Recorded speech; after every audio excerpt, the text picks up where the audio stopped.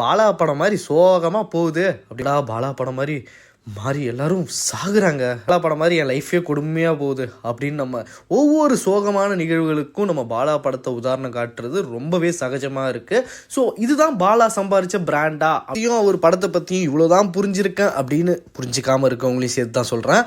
புரிஞ்சிக்காமல் இருந்தாலும் சரி, ஏதோ தெரியும் அப்படின்றவங்களுக்கும் இவ்வளோதான் பாலா. ஆனால் அது மட்டும் இல்லை பாலா அப்படின்றத சொல்கிறதுக்காக தான் இந்த வீடியோவே நாங்கள் ரெடி பண்ணியிருக்கோம். ஃபஸ்ட்டாக இந்த வீடியோ நாங்கள் பண்ணுறதுக்கான ரீசன் வணங்கான் எந்த ஒரு எக்ஸ்பெக்டேஷனோடு நம்ம போகணும், என்ன ஒரு மைண்ட் செட்டோடு போகணும் அப்படின்றதுக்காக ரெடி பண்ணலான்னு பார்த்தோம். அப்படியே அந்த வீடியோ கொஞ்சம் கொஞ்சமாக டேர்ன் ஆகி இதை நம்ம கண்டிப்பாக பாலா அவர்களுக்கான ஒரு என்ன சொல்கிறது, அவருக்கான ஒரு அப்ரிசியேஷன் வீடியோ, அவர் அப்ரிஷியேட் பண்ணுற அளவுக்கு நம்ம பெரிய இல்லை, பட் அப்ரிசியேஷன் வீடியோவாக இருக்கணும் அப்படின்ற மாதிரி நம்ம ஃபீல் பண்ணோம். ஸோ அதுக்காக தான் நம்ம இந்த வீடியோ ரெடி பண்ணியிருக்கோம் அப்படின்னு சொல்லலாம். கமர்ஷியல் படம் எடுத்து நிறைய வசூல் கொடுத்து ஹிட்டு படமாக கொடுத்து பேர் வாங்குறதெல்லாம் கஷ்டமே கிடையாது. ஆனால் அதே படத்தை தத்ரூபமாக ரியலிஸ்டிக்கான ஒரு ஃபிலிமாக எடுத்து நம்மளை அந்த படத்தை பார்க்க வைக்கிறது தான் பாலாவோட ஸ்டைலு. 25 வருஷம் 9 படம், நாளைக்கு 10வது படம், அதாவது 10வது படம் ரிலீஸ் ஆக போகுது. ஏகப்பட்ட அவார்ட்ஸு அப்படி இப்படின்னு கணக்கு பண்ண முடியாத பெருமை ஒரு பக்கம், அதே மாதிரி சர்ச்சை நெகட்டிவ்ஸு அப்படி இப்படின்னு இன்னொரு பக்கம். இதுக்கு நடுவில் தனக்கு பிடிச்ச மாதிரி தனக்கு தோன்ற ஸ்டைலில் தோன்றப்போ படம் பண்ணிவிட்டு ராஜா மாதிரி வாழ்கிற பாலாவை எப்படிங்க இவ்வளோ கம்மியாக கொண்டாடிட்டுருக்கோம் அப்படின்ற ஒரு கேள்வி நம்ம எல்லாருக்குமே கண்டிப்பாக வரும். அவர் எடுத்த 9 படமும் தனித்தனி ரகம். சேது படம் இன்றைக்கும் நம்ம மனசில் நிற்குது அப்படின்னா சும்மாவா என்ன? இன்னும் எத்தனை வருஷம் ஆனாலும் கண்டிப்பாக நிற்க தான் போகுது. படமே எல்லாரையும் ஆச்சரியப்படுத்தி விட்டார். அந்த படத்தோட காதல், நட்பு, வலி எல்லாமே நம்மளோட கனெக்ட் ஆகியிருக்கும். நம்ம காஞ்சனாவில் இருப்பார் ஸ்ரீமன், அவர் நடித்த படத்திலே, அதுவும் நான் இப்போன்னு இல்லை, எப்போ நீங்கள் எடுத்து பார்த்தாலும் ஒரு பர்ஃபெக்டான ஒரு ரோல் அவருக்கு சேதுவை தவிர்த்து வேறு எந்த படத்துலையும் கிடைக்கல அப்படின்னு தான் சொல்லி ஆகணும்.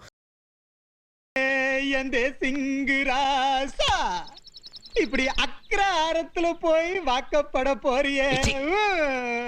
படங்கள் அப்படின்னு சொன்னாலே பல கேரக்டர்ஸ் ஆகும். ஆனால் அந்த கேரக்டர் செத்ததுனால தான் இப்போவும் நமக்குள்ளே வாழ்ந்துக்கிட்டு இருக்குது. நம்ம தமிழ் சினிமாவுக்கு அவர் பண்ண மிகப்பெரிய விஷயம் அப்படி என்னன்னா, பல பேர் அறிமுகம் பண்ணி வச்சது தான்.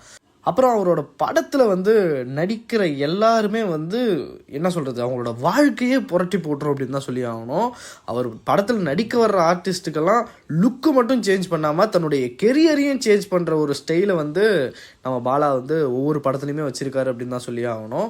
அதாவது உதாரணமாக சொல்லணும்னா, விக்ரமுக்கு சேது பிதாமகன், சூர்யாவுக்கு நந்தா பிதாமகன், ஆர்யாவுக்கு நான் கடவுள் அவனிவன், விஷாலுக்கு அவனிவன், அதர்வாவுக்கு பரதேசி, ஜிவி பிரகாஷுக்கு நாச்சியார். இந்த வகையில் அருண் விஜய்க்கு வணங்கான் ஒரு கண்டிப்பான ஒரு கெரியர் சேஞ்சிங் படமாக இருக்கும் அப்படின்றது என்னோட நம்பிக்கையாக இருக்குது. அண்ட் அதெல்லாம் தாண்டி இன்ட்ரடியூஸ் பண்ண பலரும் இன்னைக்கு சினிமா இண்டஸ்ட்ரியில் சக்ஸஸ்ஃபுல்லாக இருக்காங்க. சசிகுமார், அமீர், கருணாசு, கஞ்சா கருப்பு, சிங்கம் புலி, ரித்விகா, ஆர்கே சுரேஷ், அமுதவாணன், இவானா, அப்புறம் துரு.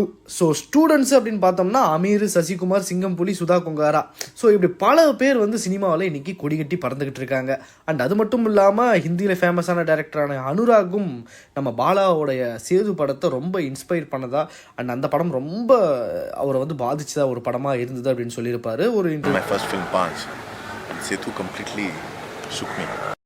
I have been a great admirer, and when I saw Nan Kadavul, it inspired me so much. When I went to see Gangs of Wasseypur, I thanked him also because he shot. Awards அப்படின்னு சொல்ல போனால் film ஃபேருக்கு 5, நேஷ்னலுக்கு 3, அதெல்லாம் தாண்டி தமிழ்நாட்டில் இருந்த state award 1, இதெல்லாம் ஒரு பக்கம் இருக்க, சாங்ஸ் எல்லாமே பாலா படத்து பாட்டு மாதிரி இருக்குமா அப்படின்னு கேள்வி கேட்குற அளவுக்கு நமக்கு பாட்டு எல்லாமே பாலா படத்தில் அவ்வளோ சூப்பராகவும் நம்மளை வருடுற மாதிரியும் இருக்கும்.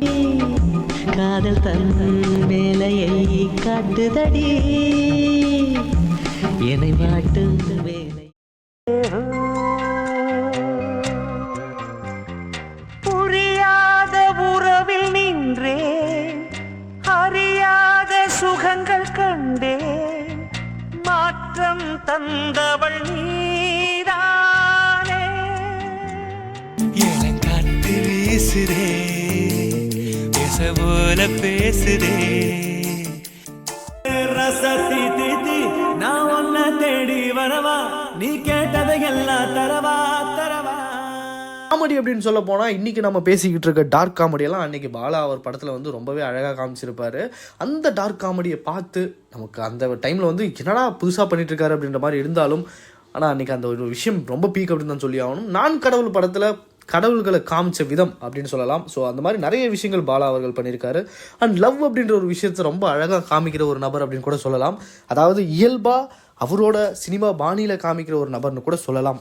ஸோ இப்படி லவ் ஆக்ஷனு இது எல்லாமே சேர்ந்த ஒரு ட்ராமா படமாக கொடுக்குற பாலா அவர்களுடைய படங்களில் எல்லாமே ஒரு ரியலிஸ்டிக்கான ஒரு விஷயத்தை நம்மளால் பார்க்க முடியும். படம் முடிவில் கண் கலங்கி ஒரு மிகப்பெரிய பாறாங்கல்லை தூக்கி நெஞ்சுக்குள்ளே வச்சுட்டு கஷ்டப்பட்டு நடந்து போகிற மாதிரியான ஒரு விஷயமாக தான் இருக்கும் பாலாவுடைய படங்கள் எல்லாமே.